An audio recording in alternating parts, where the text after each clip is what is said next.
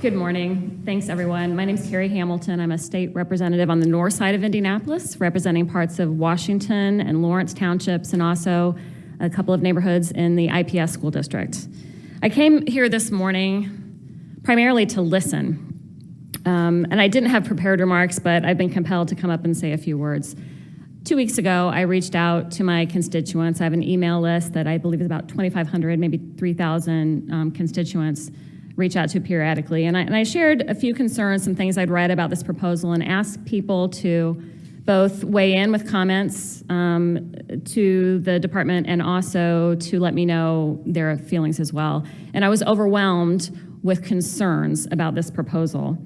I think the concept that we thought we had this worthy effort to help ensure that all, not just college-bound students, had a track where they were supported to succeed in the future.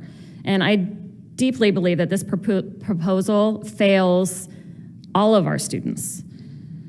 Let's start with the work component. This morning, and as I've been talking to folks in recent weeks, we see major problems in the design of this part of the proposal.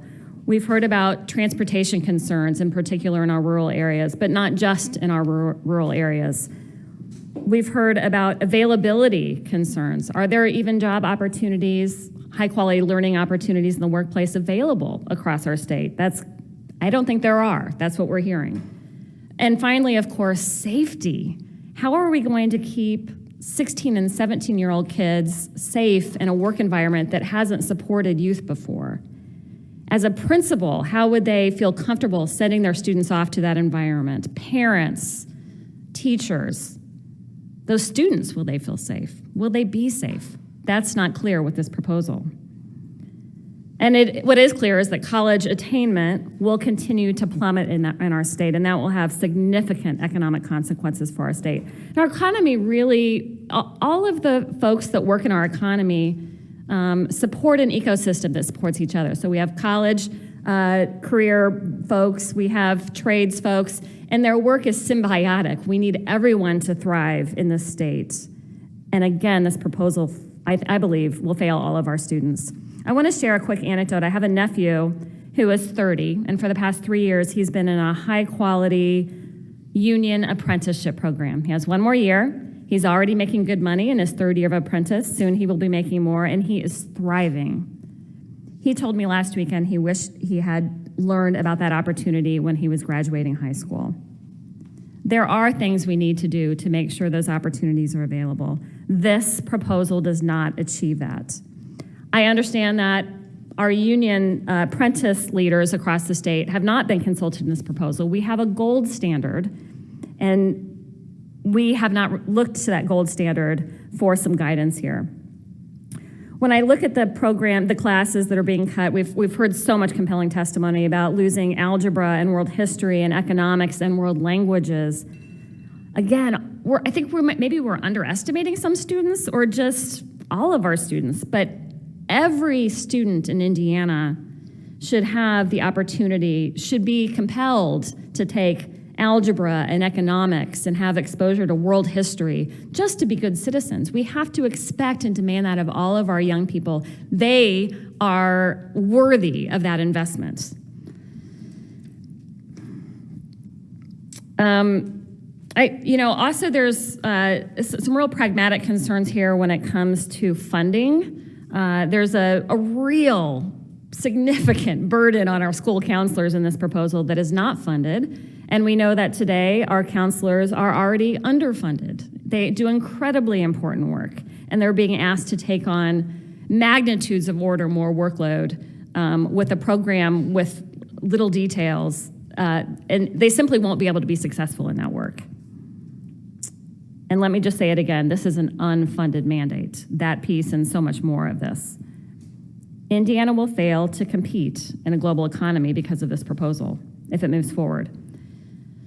It was said earlier that education is about our future, and I hope and believe that everyone in this room understands that and believes that. We need to ensure our degree framework creates well-rounded citizens, not just employees. I hope you are listening as I am today. Thank you. or it's afternoon almost, and thank you very much for your help. I just rise and I'm here to express my concern for the new proposed changes. Since I've been a legislator since 2008, but pretty much starting in 2010, we have consistently had drastic changes or changes to education. And this is probably one of the most drastic that we've had. The unfortunate thing is that the changes have been so often that I don't think that teachers have had an opportunity to adequately teach our kids. Parents haven't had an opportunity or can't get their hands around adequately helping their kids. And kids can't even adequately learn because we're constantly changing the bar of education in Indiana. And that's not fair to the teachers, that's not fair to the parents, and it's absolutely not fair to the kids that we're trying to educate. And this is just one more step towards that. We are still, or schools are still trying to adjust to what happened during COVID. And a lot of that money is running out. And so we're having all of these changes now with the transportation, the background checks. People are wanting to know who's going to pay for that. Right now, schools can barely fund themselves as it is. And so now we're adding, well, not we, now there's a proposal to add an additional hurdle for the schools. And we should be investing in our schools. We should be investing in our kids. We should not be making it harder. One of the best ways that we can invest in our kids is to make sure that we have universal pre-K. We can't even get that done. That's something that definitely needs to be done. And as we're talking about this, people, and I agree with what everybody has stated, and people being concerned about the learning of students. But there's also something else to think about. I want Indiana to grow. I want Indiana to grow with population. Why would anyone want to move to Indiana if their child is a sophomore, junior, or senior, knowing their child probably won't graduate? They probably won't move here. We're constantly talking about economic development. Why would a business want to move in here to Indiana with these standards, knowing that if their employees move here, they probably won't be able to graduate? Those are serious things that we need to be considering. And for me, it's not about waiting on this. This is probably something that needs to be shelved, and we need to scratch it and start over again with everybody at the table. I sincerely believe that any child that graduates from high school should have the ability and the education to go to college. I'm not saying that they should go, because every child isn't going to want to go to college. College is not for everybody. But we should at least be having them and getting them prepared so that if they do want to go right after college, they're able to. If they want to go to the military, they're able to. If they want to go into the workforce, they're able to. But we need to have a good standard for our kids. And we cannot do that if we're constantly changing the bar every single year, where nobody truly understands what's going on with education. And it's not fair to judge the teachers on performance because we're changing. It's not fair to judge the students on that, and it's not fair to point the fingers at the parents who can't keep up with all the changes that we're doing in education. We're setting up an unfair system that is not going to serve the state of Indiana well down the road. And so I ask that this is shelved. I appreciate those of you that are here. I wish everybody would be here to hear this, because I think this is an important thing, and I want to thank everybody that's taken their time out to be here And it's unfortunate that everybody isn't here to listen to what they have to say. Thank you all, and thank you again for your help. Good morning, State Board of Education members and my fellow attendees. I'm Mike Andrade, M-I-K-E-A-N-D-R-A-D-E. I represent House District 12, communities of Munster, Highland, Griffith, and a portion of Sherrville. Joining me today is Superintendent Brett Heller from the Schools of Munster and School Board President John Doherty from the Schools of Munster. I have communicated with my constituents about the proposed changes to our diplomas and wanted to come to the meeting today and share a brief summary of the concerns that they have shared with me. Number one, reducing the academic rigor. The new GPS diplomas completely diminish requirements in crucial subjects, as we have been hearing. They undermine students' readiness for higher education, limit their exposure to a well-rounded curriculum, which is essential for developing critical thinking and lifelong skills. Number two, the GPS standard not meeting college admissions that we could hearing. The proposed diplomas do not meet the basic admission requirements for universities right here in our Hoosier state. The state of Indiana has, for the long time, allowed our educational process for higher ed to allow the diplomas and curriculum admissions, and now we're looking to change it at a crucial time in life where students need more education, not less. Purdue and IU will be affected with global recognitions to the academics. These changes will disadvantage our students and fail to adequately prepare them for the life of many career paths. Number three, impact of students with disabilities. An issue we rarely hear about these changes is the impact that we have on students with disabilities. For example, students with individual educational plan, autism, physical impairments, and more.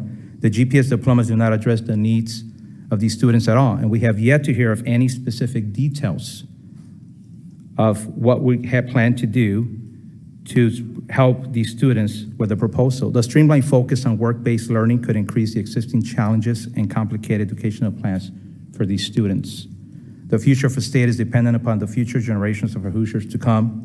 The least we can do is hear them, support them, and provide them with the minimum resources necessary they need. Closing, I urge IDOE to coordinate open public town halls throughout our state. We have many Hoosiers who are not able to attend today's hearing. Strongly recommend that you guys open this out throughout the state for public feedback from parents, educators, and students. Lastly, I've been hearing about SBOE has conducted meetings throughout our state to get feedback on the diploma proposals. Yet, however, myself or none of my Democratic colleagues have received an invitation to these meetings. This leaves me concerns and questions about who exactly was involved in crafting this new proposal. How are my constituents being represented in these conversations? I hope that IDOE and SBOE will be more open about the stakeholders that have been involved in making a concerned efforts to invite all stakeholders, including parents, teachers, and students. At this time, I would like to open the floor to my superintendent. Thank you. My name is Dr. Brett Heller, B-R-E-T-H-E-L-L-E-R. I'm the superintendent for the school town of Munster. I'm here just to request a couple of modifications to the proposal. The first request is that you strongly consider maintaining the academic honors diploma as an option for Indiana high school students. I know that I speak for many of my colleagues when I say that we believe that retaining this option provides the very flexibility that has been spoken of throughout this high school redesign process. The academic honors diploma provides a proven track record of preparing students for life after high school. It has high academic standards and encourages students to strive for excellence. By keeping this option, we ensure continued recognition and encouragement of academic excellence. Removing this option does not increase flexibility, it decreases flexibility. Students taking the academic honors diploma path could still choose to pursue the enrollment ready, employment ready, or enlistment ready seals if they chose to do so. Our second recommendation or request would be to delay the implementation of the GPS and GPS diploma timelines. As was said earlier, this current proposal says that the cohort of students that are about to start 8th grade in Munster in less than 2 weeks are the group of students that will be impacted first. That group of students must have a 4-year plan in place and select their courses by middle of this current year, right around January. We are not ready to really put that timeline together. This new diploma plan could lead to significant changes in course offerings, especially in social studies, foreign language, physical education, fine arts, performing arts, and elective course areas. This will likely result in staffing issues And while the academic needs of our students always inform our staffing decisions, the rapid implementation timeline does make planning for staffing a challenge. By delaying the implementation by at least one additional year will allow adequate time for planning, preparation, and a thorough staffing analysis. With so many unanswered questions and logistical challenges, we believe it is in the best interest of all Indiana schools and students to take an additional year once the rules have been promulgated to allow schools to get their systems and processes in place to best meet the needs of all students. Thank you. Good morning. Thanks for having this hearing today. I am John Doherty, John-Doherty. I'm the president of the School Town of Munster Board of School Trustees. I have more questions about this proposal than really a statement. My first question is, did the board seek input from the Indiana Commission of Higher Education? I will tell you that the Indiana Commission of Higher Education, if you did seek input, would have told you to keep the academic honors diploma in addition to adding the GPS and the GPS Plus. Losing the academic honors diploma will be a disaster for our students that want to go on to higher education. More specifically, the proposal regarding internships. Who is going to be supervising these internships? Where are you going to find quality internships for all of these students? Who is providing the transportation to and from the internships? I've heard this question before. Do we have to background check the personnel at the internship sites? None of these questions have been answered. And then finally, how do we pay for the supervision of these internships? Who's supervising and who are we paying at the school? How do we pay for the transport? How do we pay for the background checks? I work for the largest employer in Lake County, Powers Healthcare Medical Group. And we do take a small cohort of students from the various high schools near Munster as brief interns in our various medical departments. But we can't afford to have a corridor full of hundreds of students at the same time in a medical center. We just can't do it. The last thing I'd ask you to keep in mind is 30% of college students change their major, at least 30%, change their major before they graduate from college. So how do you expect high school students to be deciding what their career track will be at such a young age? I thank you for the time and really encourage you to get these questions answered. The reason I brought up the IBLC part is we have had town halls all over the state. So far in Lawrence, Evansville, Elkhart, Michigan City, Fort Wayne. We have 2 upcoming in Gary and Terre Haute. And I can tell you that this has been the dominant topic. We open up the second half of the town hall for comments and questions. The Elkhart town hall, which took place on June 8th, 100% of the comments and questions that came from the audience were about this. People have huge concerns. They want to know about children's safety, about their young people's safety. They have questions that they don't see answers to in terms of how does transportation work? How does liability work? What if my child gets injured, gets hurt? What about safety? What about background checks for the places where they're going to go? As people have expressed, I'm not sending my 16-year-old daughter to a workplace where I don't know if they will be safe working with people that are older than them. And even people have expressed that in terms of their sons. So there are a lot of concerns that are going on. How does this work in terms of budget, funding? And of course, the big question is, and as the parents said earlier, not every child is going to continue the path of education post-high school, but what you're proposing here makes that almost impossible, makes it harder. That is a big concern that we have heard. And I want to express also, even though these are IBLC town halls, our audience is diverse. Our attendees are a diverse cross-section of people from the community. So those are some of the comments and questions that they have brought up.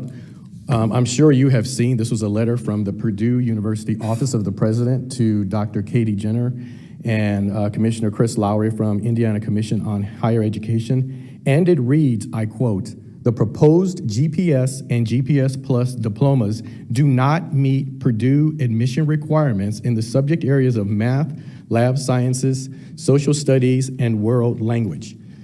This is a problem. We also have rural parts of Indiana. Where are those students going to go? What opportunities are going to be there for them? And businesses are not required to participate in this. I'm a small business owner as well as being a legislator. I don't know if I would participate in this with the questions and liability issues that are present. The other thing I want to bring up is This is my 8th year being in the Indiana legislature. This may go down as the most important bill and my favorite bill that I authored that became law, which was the 2023 session, which made the 21st Century Scholars Program automatic enrollment. That means tens of thousands of students will have money to go to college that did not have that or didn't even know they qualified for it. The fact that this, what you're proposing, eliminates that. It hurts those students that want to go to college. So I ask you to take a deep dive and look into what you're proposing and look at making changes so that those young people that want to go to college, continue their education, have a path. You want to do workforce? That's fine. I'm a big believer in that. I think we should teach kids about workforce. I think we should teach them about career opportunities, but there has to be a path for students that want to continue their education post high school. And the last thing I'm going to say, and I'm going to paraphrase something that all of us have heard. You know, the question is, whom was in the room when this decision was made? I think the better question is, whom was not in the room when this decision was made for what you're proposing as diplomas? Thank you very much. Good morning. As stated, my name is State Representative Victoria Garcia Wilburn, and I represent House District 32, communities and school districts of Carmel, Fishers, and Washington Township in Indianapolis. I consider myself lucky to represent a district with some of the most involved and engaged parents in the state. Over the past 2 weeks, I've held 2 listening sessions in my district so that folks could come out and get their questions answered and express their concerns. In total, about over 100 people participated. I have been blown away by the level of engagement I've received from parents of middle schoolers to retirees who want to ensure that their grandkids and neighborhood children's education is what they deserve. So I come to you today to summarize the sentiments of my constituents who took the time to share their thoughts with me. First, people are overwhelmingly concerned about this proposal as it lacks balance. That was a theme that was stated time and time again. As the daughter of a union cement mason and a cosmetologist, 2 trades that were very valued, I understand and appreciate how essential trades are to our state. However, it's important that all of our graduates, no matter whether they want to enter the workforce directly or right after high school, pursue additional education, have a solid foundation that prepares them to be informed citizens in the world. As a result, most of my district believes that eliminating requirements for world history, foreign language, geography, advanced math, and health will not serve the students in our district well. Additionally, District 32 shares the concerns of Purdue University's president that has been stated time and again. We urge you to reinstate the academic honors diploma in that plan. I would also like to point out that neither House Enrolled Act 1002 of 2023 nor House Enrolled Act of 1243 of this year called upon a complete reworking of Indiana's high school diploma system. They just called upon you to add a workforce training-based diploma. Apart from these concerns, my constituents have questions about how these workforce and extracurricular requirements will limit students from fully participating in athletics and clubs that my district cherishes. I share these concerns along with questions about how our businesses will find the time and resources to manage and create a safe workplace for minors who are participating in internships or apprenticeships as part of the diploma requirements, at a time when our workforce shortage is glaring in every sector. As a final piece of feedback, I would like to ask that you share more of the peer-reviewed research that led you to the large changes in this plan, such as elimination of classic high school standbys like world history and health and economics. Right now, the proposal only links to other websites, which as a researcher, I view as an insufficient rationale for these changes. My office has reached out to the Department of Education twice to receive additional research, yet we have received no response. Your lack of response is indeed a response. Please do not let the feedback provided to you by countless Hoosiers fall upon deaf ears. Thank you. Thank you very much for hosting this public hearing. I am Sue Errington. I'm the representative for House District 34, which is in Muncie. Sue, S-U-E, Errington, E-R-R-I-N-G-T-O-N.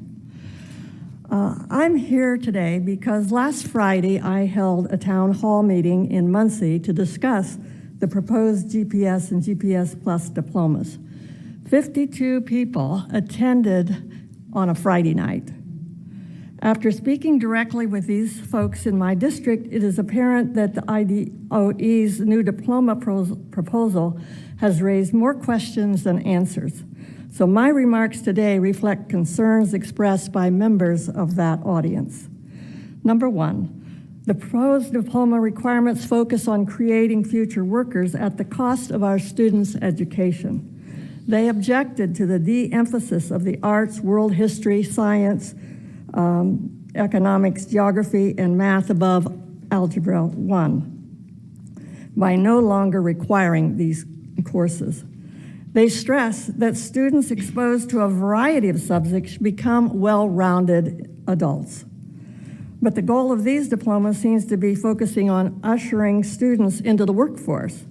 So how are we expected to create a more diligent, successful workers if we are stripping away their education? Number two, the work-based learning requirements need to be better defined. The new proposals do not specify any safety measures. Will students be sent to potentially dangerous job sites?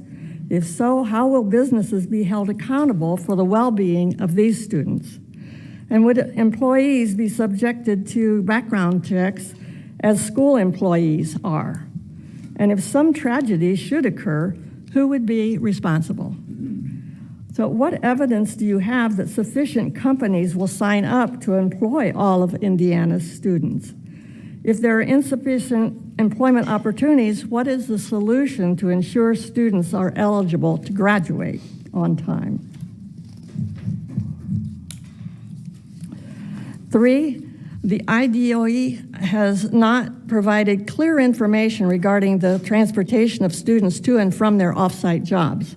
It appears from the cost analysis section of the regulatory analysis, which I appreciate you making that available to the public. It appears that schools are responsible for transportation if students can't provide their own. So who will pay for this additional busing? It doesn't say.